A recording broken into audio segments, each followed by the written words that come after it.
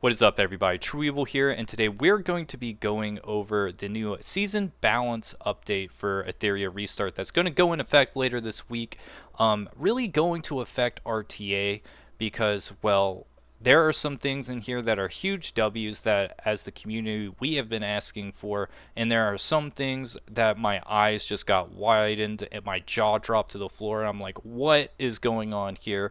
And I'm going to be going over this as someone who is a mythic level RTA player, as well as someone who's in one of the top guilds in the game. So I know how this is pretty much going to affect RTA, and I really know how this is going to affect GVG in particular. So without further ado, let's get in on it because there are some things you really need to know. And the first thing is going to be Hellkid. Now, Hellkid, the buff to his damage might seem kind of whatever because it is whatever. I don't think Hellkid is unplayable right now because of his damage. I think it's because the Shroud Barrier just gets dispelled, especially like the meta is sort of warped around Plume right now. If you're not first picking Plume, that's because you ban Plume because you're second pick. And if you're first pick, you're not banning Plume because, well, you're first picking Plume. So that's really how that is. But more importantly, there's characters like Holden, there's characters like Viper, Heinrich, Mia, yada yada, Obel, and another character which we're going to talk about later because there's something that happened that you need to know about. That's not really, all those things are going to make it so Hellkid is kind of like in the toy chest waiting to come out. And the thing that might actually pop him off is something that wasn't greened out, and that is now when the Shroud Barrier expires, it increases the allies' turn meter by 15%.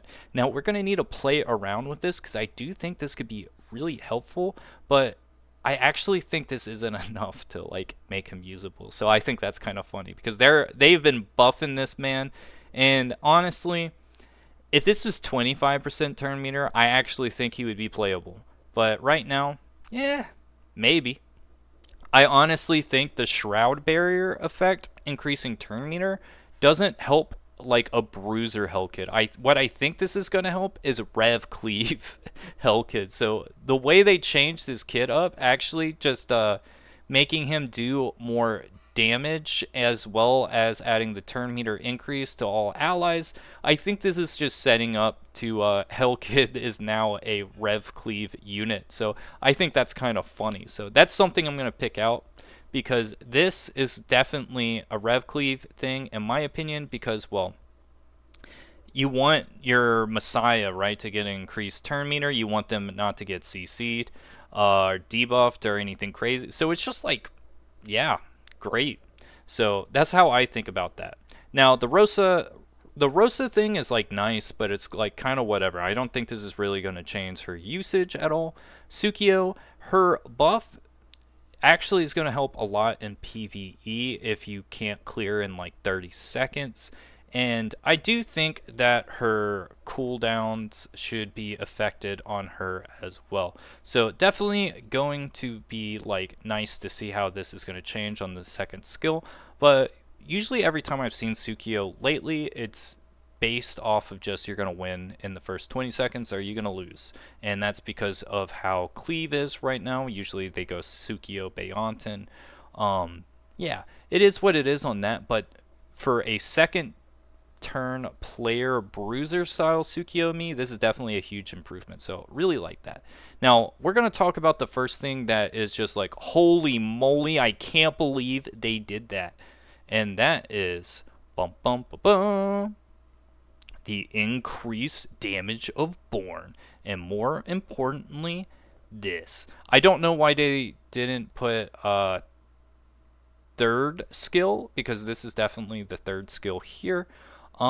This buff is significant because he now dispels 2 buffs, but more importantly, the increased amount of damage that he is going to be doing.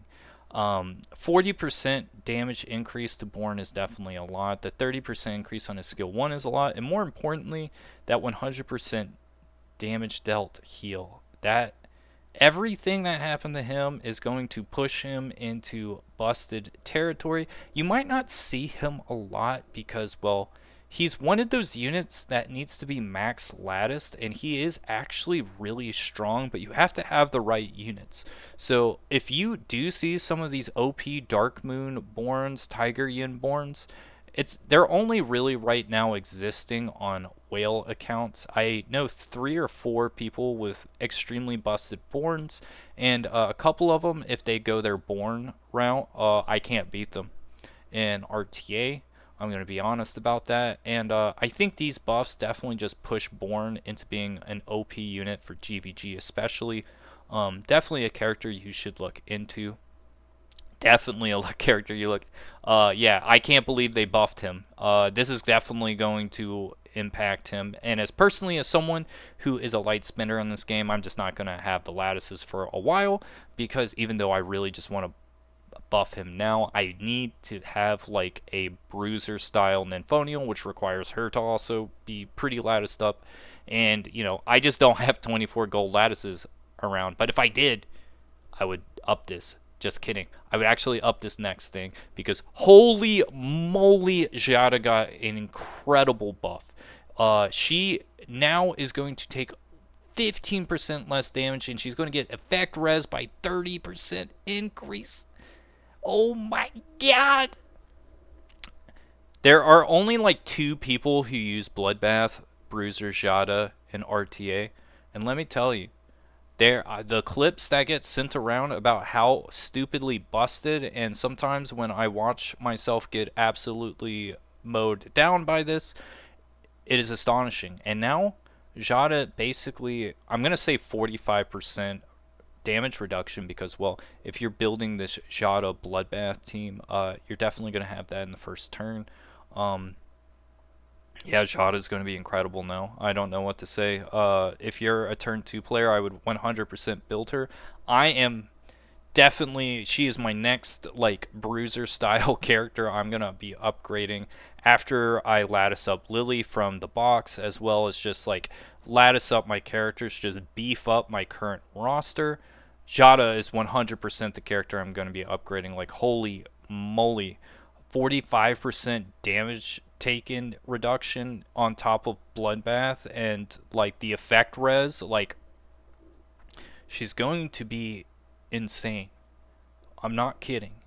If you don't know how scary a Bloodbath Giada is and you think I'm trolling, yeah, you're gonna learn in a couple of weeks that I wasn't. You're gonna be whining, because this thing is going to be absolutely scaring you in your dreams. So yeah, I'm building Giada, and there is a 1-month tournament now, and after reading this, yeah, I'm building Giada for that too. I'm gonna, I'm locking in 3rd pick Giada. Hope you can win, boys, because we are bringing the house down with that.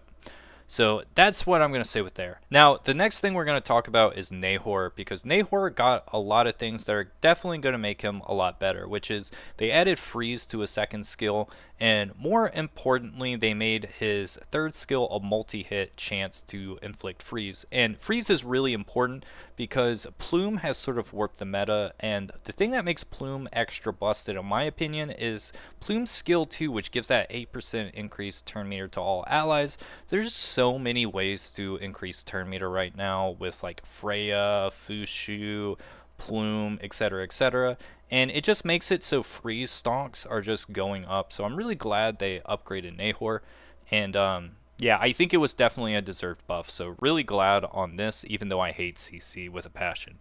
Nymphonial now cleanses. Yeah, good. Yeah, she's busted. I can't wait to build her. I just don't have the lattices, and you might be in like True Evil. You just need a 4-1-3 her. Well, I'm a turn 2 player, so I have to kind of 4-5-5 her. So yeah, that is what it is. Lilith, extra damage now. This is definitely going to be pretty big in my opinion. Right now I have her at a 4-1-5, and I'm definitely going to be max latticing her with these new buffs to really make her pop off. And I really do think these buffs are warranted because, well, she's been feeling a little mid-aronies, but also I don't have her at 5-5-5. So we're going to see how much of a difference that is going to make. Now this is something that might be big and it might just not be big. And the really big thing with Solence is now, at the start of battle, applies a shield to all allies, equal to 30% of her max HP. Now, a thing to really point out here is it doesn't say Aqua Shield, which is her unique shield. It says just shield. So I assume it's just going to be a basic barrier. That might not be true. We have to wait and see for it to be released in the game to see how it's going to be changed, because I do think to be not completely broken, it needs to not be Aqua Shield. So I'm glad it doesn't say Aqua Shield, but it does say Shield. So it might be Aqua Shield and they forgot to add the Aqua. I don't really know. We have to wait and see, because I do think if you're able to like ban the barrier people and you just have 30% of your max HP Aqua Shield at the beginning, it's kind of going to be busted. And another thing to point out here is that the attack down is now a crit rate down.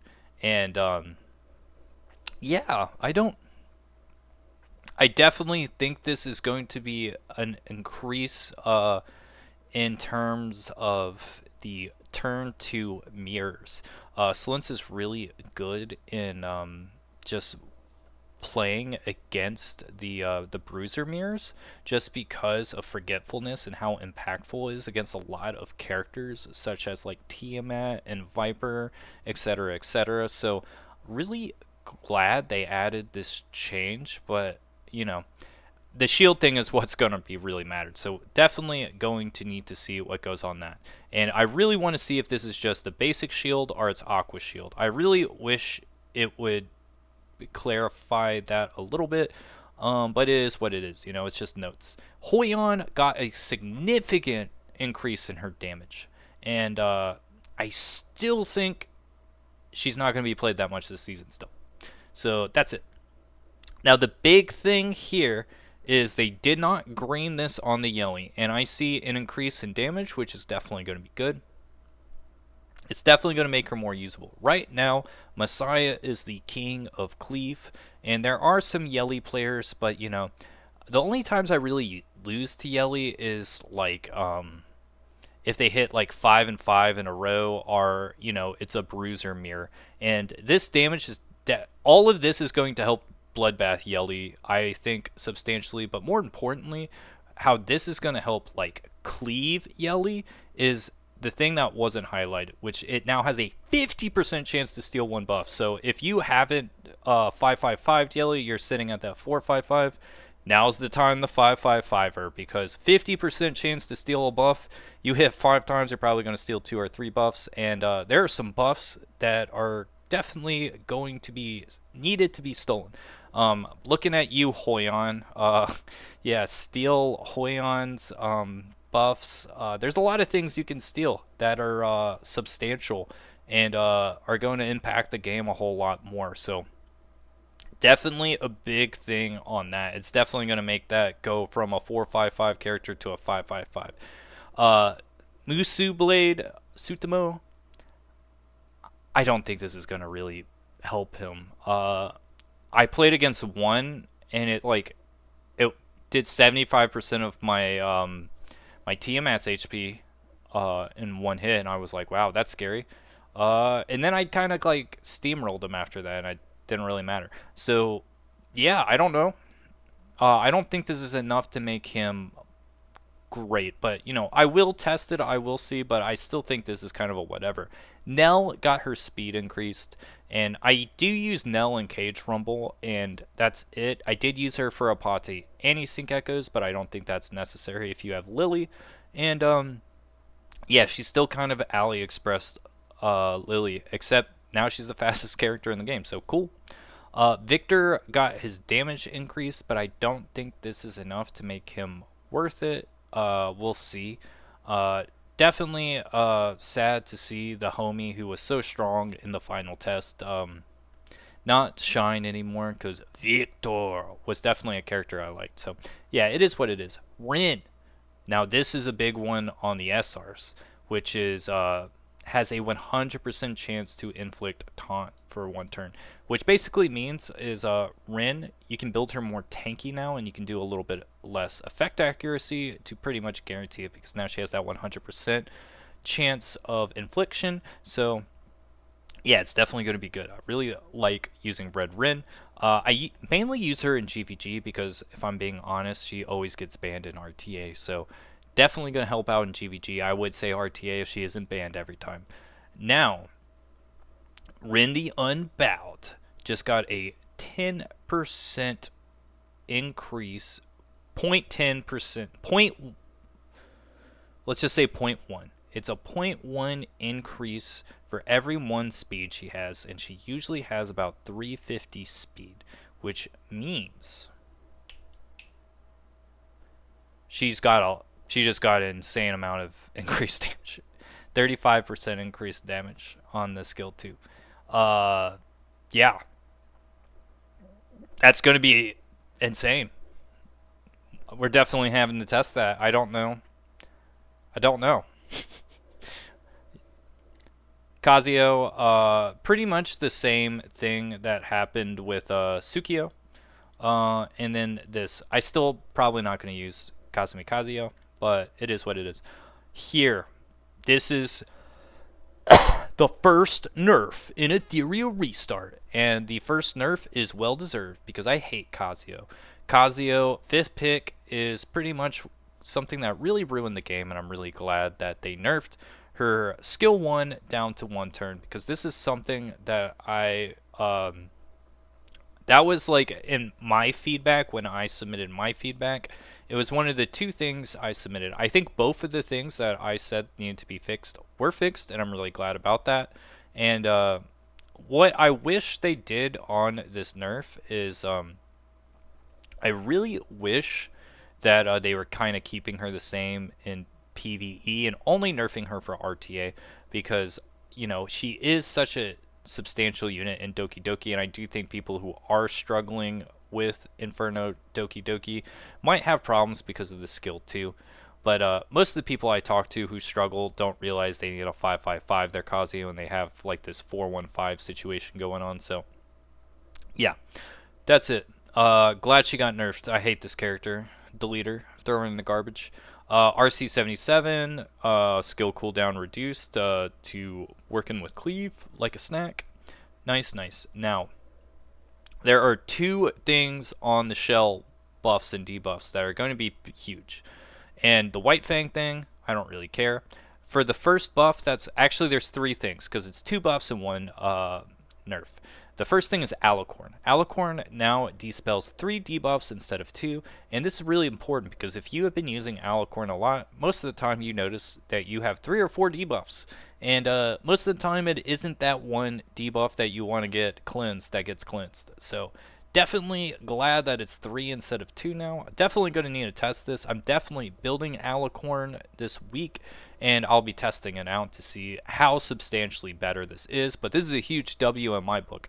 Definitely going to make Alicorn gaming much better, because, you know, a lot of times is like you get some dot effects off Obel, you know, you have attack down from Kazuyo, just a lot of things that need to be cleansed, and it just feels so bad because you can't just be like, please uncleanse the CC. It's usually never the CC. So yeah, White Fang got a buff. Still probably Tiger Yin is better on most characters. Need to see. Don't think that's gonna really this is definitely not gonna change anything in PvP, but PvE maybe, probably not. Now this thing, Halloween is now a 100% chance to reduce the cooldown of 1 random skill on cooldown by 1 turn, aka all those Halloween characters like Veronica, the Bruiser version with Halloween, as well as like Halloween on Fushu, Halloween on all these characters. It's just a lot better now. It's definitely a lot better. So it's, yeah, I think you're going to be seeing a lot more characters on Halloween, especially with the nerf. It's just the 100% chance is it just basically makes it so a lot of things are now 3 turns instead of 4, and as well as it just makes a lot of things just quicker. The 3 things are now 2. It's just Halloween is going to be more substantial. It's already used a lot. I think Bruiser Nymphonial uses it, Bruiser Veronica uses it, and I think you're going to be seeing it just like more universally used, especially with CC units. And the reason I say that is because now Codex of Magic got hit pretty hard. Now, I don't think this is going to affect all Codex builds. Like, if you're a, say, CC Cleave player instead of just 100% CC, I don't think this is that big of a deal. But if you're a turn 2 Codex player, aka you have Codex of Magic Doki Doki, or if you're going for a 30-minute CC game, this is very substantial. And this is really going to be something that is going to affect a lot of people. I really hate when shells get touched because it takes so long to farm a shell. For me personally, what I think I'm going to be doing now is my Doki is no longer going to be on Codex. I'm switching it over to Reaper 100%. That's my only character I've really used Codex on. Plume, I think this is going to affect Plume players that aren't CC Cleave or Rev Cleave. Like if you're a turn 2 player, I think you're just gonna, now it's just Jackal Guard is the way to go with Plume. And there's some other characters that definitely, it's just like Codex got hit.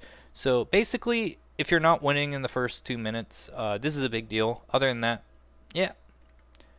The arena effect. This is the last thing, and this is the other thing. I mentioned the first thing that I submitted that I thought the only thing that needed to be nerfed is Kazuyo's skill 1 needed to be 1 turn.